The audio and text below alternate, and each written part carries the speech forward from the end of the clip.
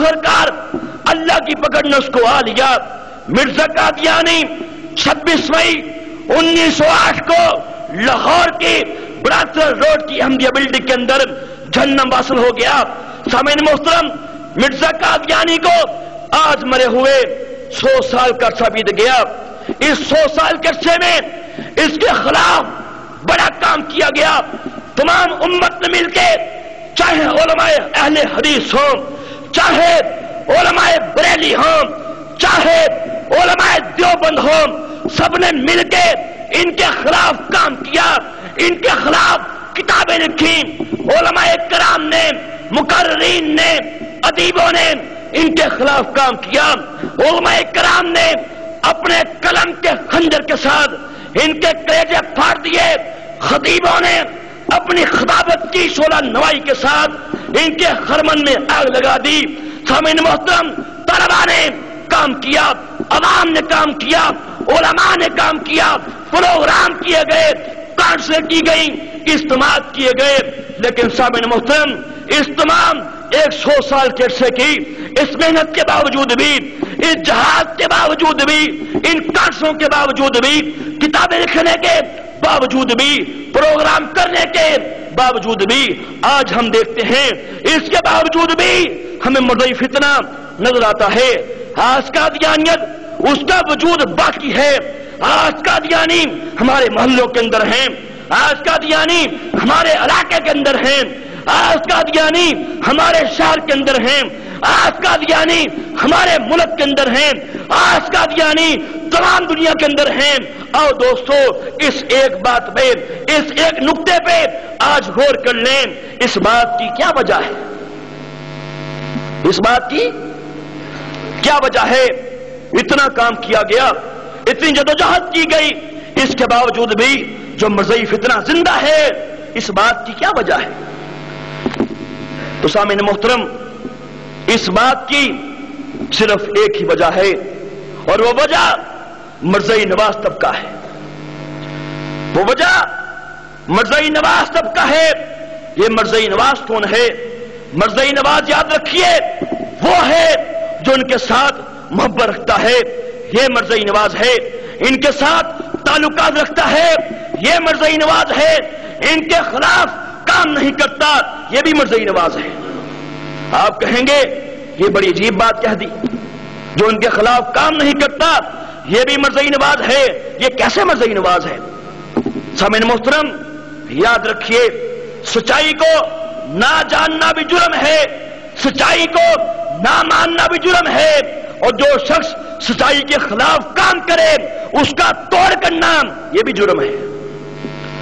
جو شخص ان کے خلاف کام نہیں کرتا، ان کے خلاف اپنی زندگانی کو وقف نہیں کرتا، ان کے خلاف کسی بھی قسم کا کوئی کام نہیں کرتا، ان کو ایک میسج دیتا ہے، وہ مرزیوں کو ایک پیغام دیتا ہے، کہتا ہے دیکھو قادیانیوں، تمہارے مرزے نے اللہ کے بارے میں اتنی بکواسات کی، کبھی میں بولا؟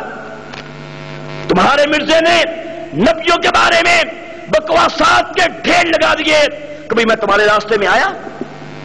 تمہارے مرزا قادیانی نے قرآن کے بارے میں، احادیث کے بارے میں اتنی بکواسات کی، کبھی میں تمہارے راستے میں کانٹا بنا؟ غرض کے ان کو پیغام دیتا ہے کہ میں ہوں تو مسلمان، کلمہ تو میں نبی کا پڑھتا ہوں، لیکن تمہارے مرزے نے میرے نبی کی عزت پہ جو ہاتھ ڈالا ہے، ختم نبوت پہ جو ہاتھ ڈالا ہے، میں تمہارے خلاف کچھ نہیں کروں گا، تم بھی اپنا کام کرو، میں بھی اپنا کام کروں گا۔ نعوذ باللہ، یاد رکھو، جو شخص ان کے خلاف کام نہیں کرتا وہ بھی مرزئی نواز ہے۔ سامعین محترم، آج بھی جب ہم لوگ ان کے خلاف کوئی پروگرامز کرتے ہیں، ان کے خلاف اجتماعات کرتے ہیں، کتابیں لکھتے ہیں، لوگ ہمارے پاس آتے ہیں، کہتے ہیں کہ دیکھو نعوذ باللہ یہ انسان تو ہیں، ان کو انسان تو مان لو، کسی کے بڑے کو برا نہ کہو۔ سنو دوستو، سنو مسلمانوں، جو شخص ان کی حمایت کرتا ہے انشاءاللہ روز قیامت ان کے ساتھ اٹھایا جائے گا، جو ان کی فیور کرتا ہے اس کا انجام بھی ان کے ساتھ ہوگا۔ مرزئی نواز، ان کے ساتھ پیار محبت کی، پینگے چڑھانے والے، ان کی شادیوں میں جانے والے، ان سے دوستی تعلق ناتا رکھنے والے، سن مرزا قادیانی نے اور تیرے اللہ کے بارے میں، تیرے رب کے بارے میں، وہ ابھی تو پیدا نہیں ہوا تھا، تیرے اللہ نے تیری ماں کی چھاتیوں کے اندر دودھ کی دھاروں کا انتظام کر دیا، اور تجھے دیکھنے کو تو آنکھیں دی، تجھے سننے کو کان دیے، اور تجھے بولنے کو زبان عطا کی، تجھے وجود دیا۔ دیکھ مرزا مردود نے، دیکھ مرزا قادیانی نے، یہ اس کی کتاب ہے براہین احمدیہ حصہ پنجم، اس کتاب کے اندر مرزا مردود نے اور تیرے نبی تیرے اللہ کے بارے میں کتنی بڑی بکواس کی ہے۔ مرزا قادیانی اس کتاب کے صفحہ 150 کے اندر یہ بکواس کرتا ہے، وہ کہتا ہے اس زمانہ میں خدا سنتا تو ہے مگر بولتا نہیں، پھر سوال پیدا ہوگا خدا کیوں نہیں بولتا؟ کیا خدا کی زبان کے اوپر کوئی مرض لاحق ہو گیا ہے؟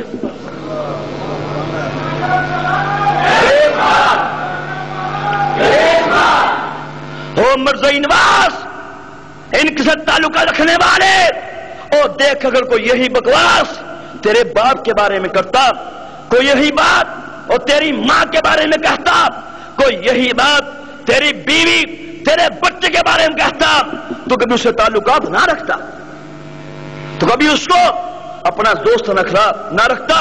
دیکھ مرزا قادیانی نے یہ بکواس تیرے اللہ کے بارے میں کی ہے، یہ بکواس سننے کے بعد ہی توبہ کر لے، ان کے خلاف کام کر، ان کا بائیکاٹ کر، انشاءاللہ کہیں۔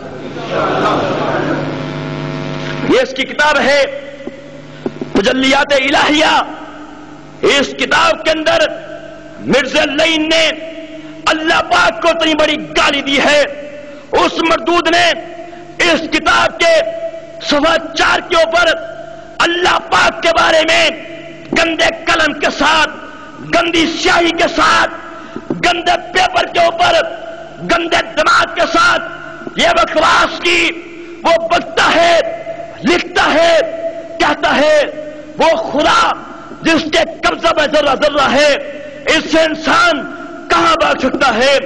خدا فرماتا ہے میں چوروں کی طرح آؤں گا۔ اللہ پاک کو اس لعین نے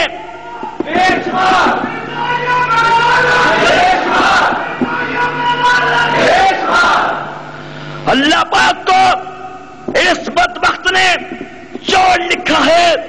اور مرزائی کا حمایتی کان کھول کے سن لے، آج کے بعد تو یہ بکواس پڑھنے کے بعد بھی اگر ان سے تعلقات رکھے گا، اگر ان کی شادیوں میں جائے گا، اگر ان کی حمایت کرے گا، اللہ تجھے برباد کر دے گا، تیرے اعمال کو برباد کر دے گا، تیری نمازوں کو برباد کر دے گا، اور تو بھی روز قیامت انشاءاللہ اس کے ساتھ اٹھایا جائے گا۔